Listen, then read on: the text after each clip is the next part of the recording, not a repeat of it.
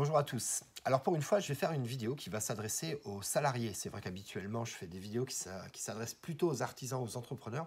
Mais aujourd'hui, coronavirus oblige, je vais faire une vidéo qui s'adresse aux salariés parce que vous êtes nombreux à m'avoir contacté et posé la question qui est la suivante. Est-ce que j'ai l'obligation de travailler pendant cette période de confinement due au coronavirus?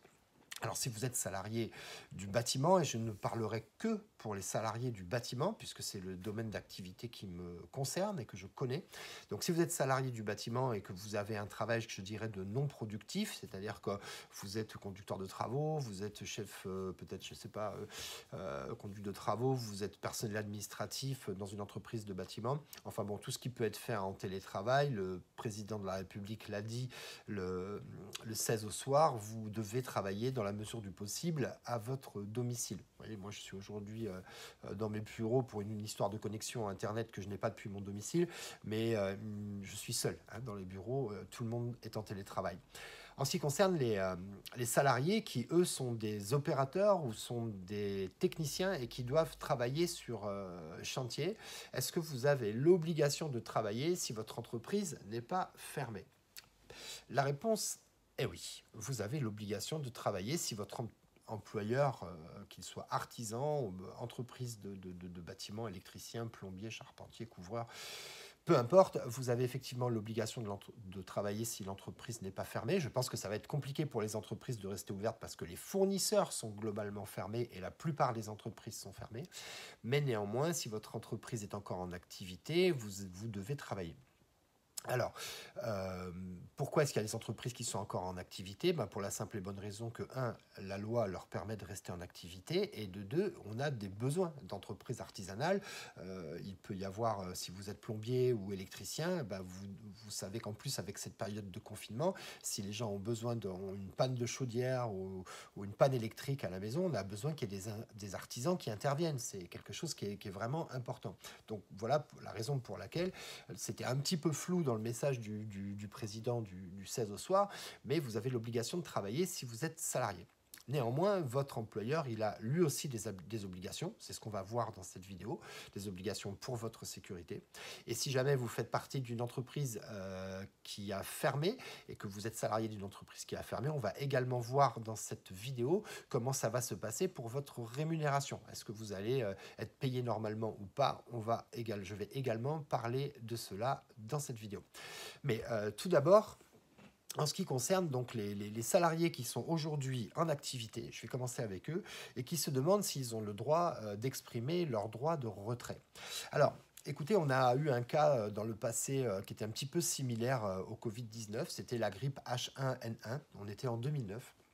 Et en fait, certains salariés, à cette époque-là, avaient manifesté leur droit de retrait au moment de la grippe H1N1 et le droit ne leur a pas donné raison. Ils n'ont pas eu raison devant les tribunaux, puisqu'en fait, si je vais reprendre mes notes, donc en 2009, il avait donc été la circulaire de l'époque précisait que le droit de retrait vise une situation particulière de travail, c'est-à-dire un danger immédiat, et non une situation générale de pandémie grippale. Donc ça, c'est ce qui avait été décidé en 2009. Maintenant, je ne dis pas que c'est ce qui va être décidé pour le coronavirus, mais en tout cas, les éléments qu'on a actuellement fait qu'il n'était pas possible d'exercer son droit de retrait par rapport au H1N1. Alors, néanmoins, ça ne veut pas dire qu'il faut faire n'importe quoi et que vous devez travailler dans n'importe quelle condition. Votre employeur, à partir du moment où il décide de vous faire travailler parce que son activité l'oblige, parce que des clients l'obligent à intervenir, il doit mettre en place des dispositions spéciales pour garantir votre sécurité. Tout d'abord, il faut éviter que vous soyez tous regroupés dans un même véhicule, comme c'est parfois le cas dans le bâtiment. Il pourra vous être, dans ces cas-là, demandé de partir avec votre véhicule personnel. Évidemment, vous serez défrayé en plus de vos indemnités de transport, de manière à ce que vous ne soyez pas aussi nombreux que d'habitude dans les véhicules et qu'il n'y ait pas de risque de contagion, si contagion il y a, dans le véhicule. Lorsque vous êtes sur votre lieu de travail, là aussi, devra être mis à votre disposition tout ce qui est nécessaire pour votre sécurité. Aménagez peut-être votre espace de travail pour que des espaces suffisants entre les collaborateurs soit mis en place. L'accès évidemment à un point d'eau pour pouvoir se laver régulièrement les mains, l'accès à des solutions hydroalcooliques, des masques, des gants. Donc ce qui est valable pour toutes les autres activités ou tous les autres salariés va également s'appliquer évidemment dans le milieu du bâtiment. Un autre cas que vous pouvez rencontrer si vous êtes salarié, c'est le cas par exemple dans mon entreprise. Nous avons fermé l'entreprise donc pour la période de confinement. Nous pensons que c'est le meilleur moyen de lutter contre cette pandémie. Donc on a préféré donc suspendre complètement l'activité de l'entreprise. Ne reste opérationnel que quelques personnes en télétravail, comme c'est mon cas par exemple. Donc pour les gens dont l'activité de l'entreprise est arrêtée, il peut être mis en place des astreintes. C'est le cas chez nous, par exemple. Il y a 4 salariés de l'entreprise, donc deux binômes. On leur a demandé de se rendre disponibles si nous devions faire des interventions d'urgence, des dépannages ou ce genre de choses chez des clients. Voilà, nous l'avons fait sur la base du volontariat. C'est quelque chose qui ne peut pas être refusé non plus de la part des salariés. On avait, nous, la chance d'avoir assez de salariés pour fonctionner sur la base du volontariat. Donc actuellement, les salariés donc, sont tous arrêtés et sont en chômage technique. Et néanmoins, s'ils devaient reprendre donc leur travail pour répondre à des astreintes, à ce moment-là, évidemment, ils reprendraient temporairement une activité salariée avant de repasser en chômage technique. Une autre chose qu'il est également possible de mettre en place, c'est des équipes chevauchantes. C'est-à-dire qu'en fait, on a la possibilité que vous ne travaillez pas tous en même temps, que les salariés ne travaillent pas tous en même temps. C'est-à-dire que si habituellement tous les salariés sont habitués à se retrouver à la même heure au même endroit, il peut être mis en place des équipes avec des décalages au niveau des horaires. C'est ce qu'on appelle donc les équipes successives ou les équipes chevauchantes. Donc c'est quelque chose qu'il est possible de mettre en place, toujours pareil pour un principe de précaution. C'est quelque chose que vous ne pouvez pas refuser si vous êtes salarié, puisqu'en fait, il s'agit donc de solutions qu'essaie de mettre en place votre employeur pour vous mettre dans le plus de sécurité possible. Une question qui m'est également posée, c'est est-ce que du coup, pour les entreprises qui ont cessé leur activité, est-ce qu'il est possible de mettre un terme à un CDD à cause de ce confinement ou de cette cessation d'activité. Alors là, c'est là que rentre en jeu ce qu'on appelle la notion de force majeure. En général, pour mettre fin à un CDD, il faut qu'il y ait donc ce qu'on appelle une force majeure. Pour l'instant, il n'est pas encore établi que le confinement pour le coronavirus soit un cas de force majeure. Voilà, ça fait partie des choses qui seront décidées par les tribunaux dans le futur. Donc pour l'instant, si votre patron a mis un terme à votre CDD parce que peut-être il prenait fin durant le confinement ou que du coup ça lui entraîne une baisse d'activité qui lui fait peur pour l'avenir, écoutez, j'ai envie de dire, on verra après. Une fois que tout ça sera passé, soit il y a des textes qui seront votés, soit il y aura des ordonnances qui seront données, soit les tribunaux trancheront. Voilà. Pour ceux qui sont en travail temporaire, là, il faudra voir tout simplement avec la boîte d'intérim, parce qu'il est parfois effectivement établi des contrats pour une durée assez longue en ce qui concerne le travail temporaire. Là, c'est pareil, ce sont des clauses particulières qui sont établies entre votre employeur et vous-même en tant que salarié. Donc, à voir idéalement avec votre employeur direct, qui est en fait la société d'intérim. Pour les entreprises donc, qui ont décidé de cesser leur activité jusqu'à nouvel ordre, ce qui est le cas de la mienne, il y a plusieurs possibilités qui s'offrent aux employeurs par rapport aux salariés.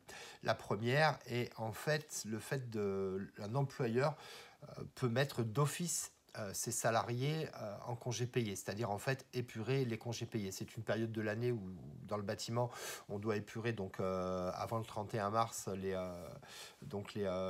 congés payés. Donc là effectivement l'employeur il a le droit effectivement pour les congés payés entre le 1er avril 2018 et le 31 mars 2019 et qui n'ont pas été pris.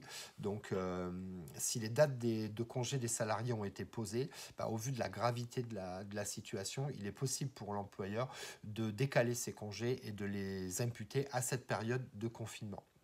Voilà, quand les dates de congé n'ont pas été encore posées, eh bien, j'ai envie de dire c'est la même chose. En ce qui concerne, toujours pareil, pour les entreprises qui ont arrêté leur activité et les salaires, donc, parce que c'est la grande question que se posent les salariés, est-ce que je vais toucher l'intégralité de mon salaire? Actuellement, enfin, avant le discours du 16 mars du président, il y avait deux options possibles. Soit se mettre pour les enfants, pour les parents, pardon, qui avaient des enfants de moins de 16 ans, se mettre en arrêt de maladie pour garder les enfants, et dans ces cas-là, on touchait 70% du salaire. Mais depuis le 16 mars, le président a annoncé qu'en fait, l'intégralité des salaires serait reversée aux salariés donc, qui sont en chômage technique. Alors là, ça concerne directement, par exemple, les gens de mon entreprise. Donc, comment est-ce que c'est possible? Parce qu'il y avait un plafond qui était assez bas, qui se situait jusque-là à 7,70 € de l'heure. Donc, il y a une part, une quote-part qui manquait. Donc, si j'en crois, et je pense qu'on peut le croire, hein, bien sûr, les déclarations du chef de l'État, donc les entreprises vont être entièrement indemnisées et pourront du coup payer les salaires donc voilà, des salariés. Donc normalement, il n'y a pas de perte de salaire pour les salariés du bâtiment. Néanmoins, attention, vous savez que vous avez le droit tous les jours à des indemnités de repas et de déplacement. Évidemment, ceux-là ne seront pas pris en charge puisque vous êtes confiné chez vous. Et en tout cas, les salariés vont pouvoir percevoir l'intégralité de leur salaire en étant confinés chez eux. Voilà, ce qu'on ne sait pas précisément, c'est comment est-ce que les entreprises, nous en tant que patron, nous allons toucher ces indemnités. Est-ce qu'on va devoir faire l'avance des salaires ou ce genre de choses? On n'a pas aujourd'hui les réponses. Donc là, c'est à traiter au cas par cas.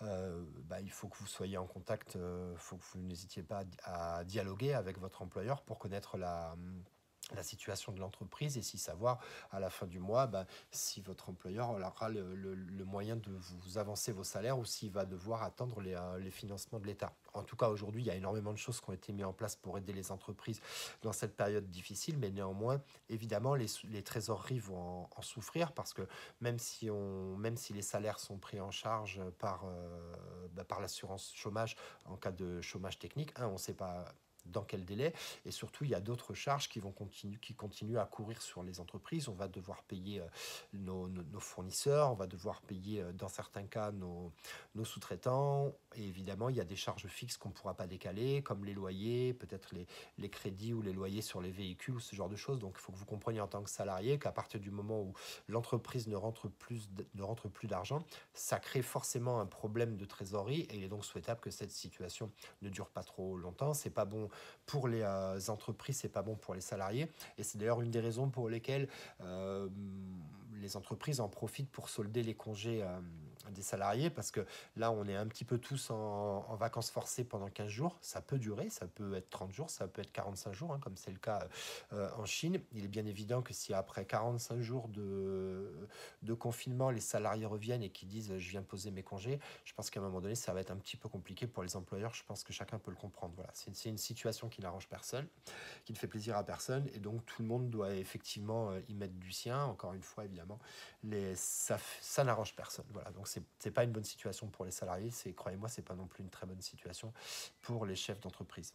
Voilà, j'espère que cette vidéo vous aura été utile. Si c'est le cas, n'hésitez pas à la partager. S'il y a des questions auxquelles je n'ai pas répondu, c'est possible, n'hésitez pas à me le mettre en commentaire, et peut-être je ferai des vidéos complémentaires au fur et à mesure que les informations arrivent, parce que tout peut changer très rapidement. On est dans une période où, voyez-vous, l'information du 16 mars donnée par le chef de l'État a rendu caduques les informations de la veille, donc tout change très très vite. Voilà, j'espère en tout cas que cette vidéo vous a été utile. Si c'est le cas, n'hésitez pas à la liker, à la partager. Je vous souhaite beaucoup de courage dans cette période difficile, mais on va la passer et on en sortira plus fort. À bientôt. Bye bye.